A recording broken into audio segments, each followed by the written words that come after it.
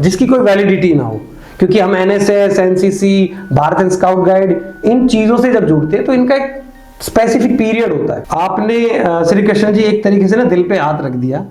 कि भाई कोई कार्य हमने शुरू किया है या जिसको करने जा रहे हैं, क्या उसके लिए दो चीज है हमारे पास। ब्यूरोक्रेट्स हैं जो आज के समय में आईपीएस, आईआरएस जैसी पोजीशंस के ऊपर हैं, कि हमारी टीम जो है वो साधारण टीम नहीं है। आज भी जब मैं सोता हूं तो रात को एक बार वो मोमेंट हमेशा याद करता हूं कि यार वो क्या दिन था कि उस दरबार हॉल के अंदर जब मुझको ये पुरस्कृत किया जा रहा था। भारत युवा प्रधान देश है और देखा जाए तो पूरे विश्व में जो युवाओं का योगदान किसी देश की तरक्की में होना चाहिए, उसका सही लाभ तो आपके माध्यम से उठाया जा रहा है और उसके लिए आपको बहुत बहुत शुभकामनाएं, साधुवाद। लेकिन सर इसके साथ ही मैं कुछ चीज़ें और जोड़ना चाहूँगा, जैसे कि इतने सारे युवा आपके साथ जुड़े हुए हैं,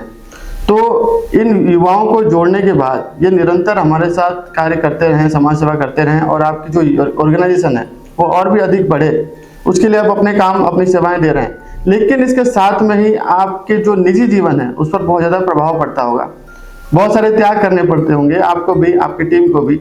और साथ ही परिवार का सहयोग भी चाहिए होता है किसी काम को करने के लिए। तो समाज सेवा एक ऐसी चीज़ है जिसके लिए त्याग और परिवार का सहयोग अगर दोनों करें तभी जाके इसमें सफलता मिल सकती है। तो इस चीज़ को आप कैसे देखते हैं, क्या समझते हैं इस बारे में? आपने श्री कृष्ण जी एक तरीके से ना दिल पे हाथ रख दिया, और ये बात शायद इस भारत के अंदर नहीं, इस दुनिया के अंदर प्रत्येक वो इंसान महसूस करता होगा जो इस फील्ड के अंदर है। तो सबसे बड़ी जो चुनौती मैंने आपको बताई कि सहयोग सबसे पहले परिवार से मिलता है, क्योंकि यदि आपके माता पिता, आपका परिवार आपके साथ है तो शायद फिर आपको कोई नहीं रोक सकता। तो समय और आर्थिक सहायता सबसे बड़ी चुनौती रही कि भाई कोई कार्य हमने शुरू किया है या जिसको करने जा रहे हैं, क्या उसके लिए दो चीज है हमारे पास, और अगर अभी है तो क्या भविष्य में ये चीज हमारे पास रहेगी। तो जो चैलेंजेस हमारे पास रहे, क्योंकि हमारे प्रत्येक वॉलेंटियर अब केवल एक वॉलेंटियर नहीं रहा, और ये प्राउडली मेरे को कहने में खुशी मिलती है कि हमारा एक एक स्वयंसेवक आज केवल सोशल वर्क नहीं कर रहा, वो अपने कैरियर के अंदर बहुत कुछ अचीव कर चुका है। और खुशी मिलती है कि हमारी इस टीम में वो लोग जुड़े हुए हैं जिन्होंने शुरुआत एक वॉलंटियर के रूप में करी थी, लेकिन आज वो अच्छी अच्छी पोजीशंस पे हैं। तो कृष्ण जी, अगर आपको ज्ञात हो या आप जानना चाहेंगे तो मैं आपको बताना चाहूंगा कि हमारी टीम में बहुत अच्छे अच्छे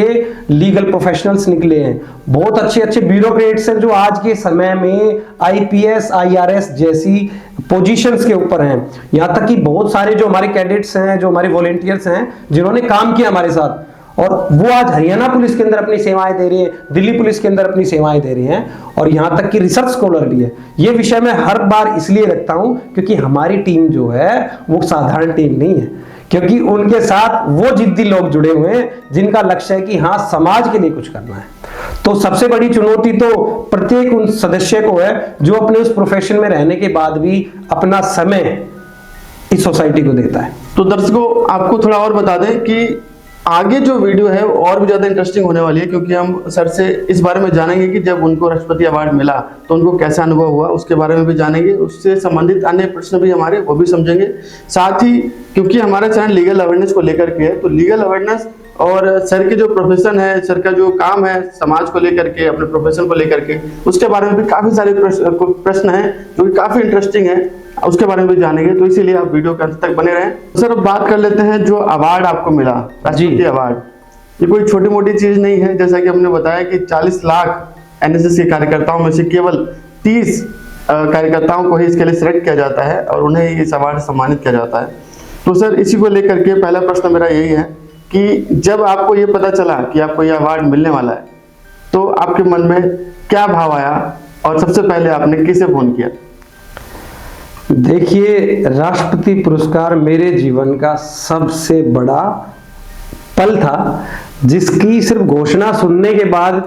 मेरे को जो गर्व और खुशी महसूस हुई थी, शायद वो किसी और चीज में नहीं होगी। यहाँ तक कि कोई अच्छी पोजीशंस की मेरे को जॉब या अच्छा फाइनेंशियल हेल्प भी मिले, तभी भी वो खुशी नहीं मिलेगी जो खुशी उस पुरस्कार की घोषणा से हुई। तो सबसे पहले इसकी सूचना मैंने अपने फादर को ही दी कि मेरा ऐसे ऐसे चयन हुआ है, क्योंकि बेसिकली इसका एप्लीकेशन जो है वो 2 साल पहले सबमिट हो चुका था और वो रिव्यू में था, क्योंकि एक बहुत लंबी प्रक्रिया होती है, उसके बाद में जाके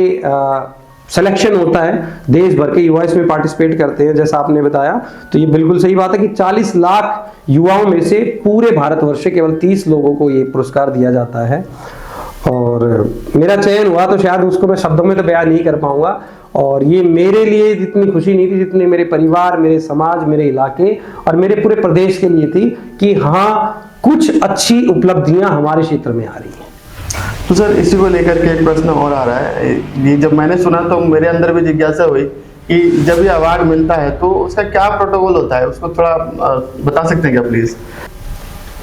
हम बहुत बार टीवी के अंदर या यूट्यूब के अंदर क्लिप्स देखते हैं राष्ट्रपति भवन की, आजकल तो इंस्टाग्राम पे भी बहुत अच्छी सी रील्स आती है। हम देखते हैं कि राष्ट्रपति भवन के अंदर एक बहुत ही